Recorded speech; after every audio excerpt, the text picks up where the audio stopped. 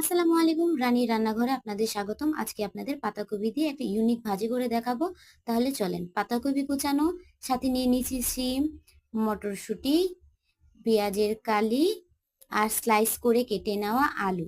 অপর পাশে আমরা নিয়ে নিয়েছি পেঁয়াজ কুচানো, মরিচ কাটা আর হচ্ছে পেঁয়াজের কালি, সাথে আছে ধনিয়া পাতা আর হচ্ছে রসুন।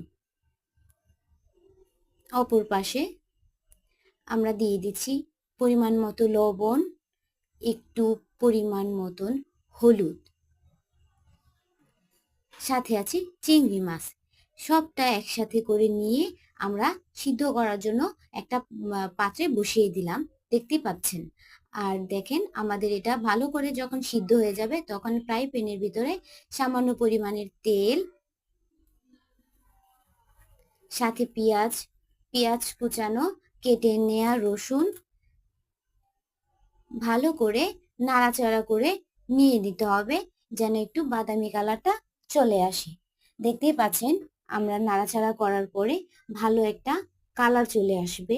আপনারাও এটা ট্রাই করে দেখবেন। দেখতেই পাচ্ছেন আমাদের কি সুন্দর একটা কালার হয়ে গেছে। তারপরে সিদ্ধ করে রাখা সবজিগুলো ফ্রাই প্যানের উপরে দিয়ে ভালো করে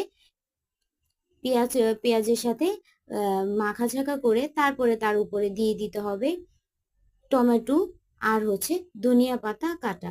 দেন লাস্ট দেখেন ফিনিশিংটা কত সুন্দর হয়েছে। এই ভাজিটা অবশ্যই অনেক টেস্টি, আপনারা বাসায় ট্রাই করে দেখতে পারেন।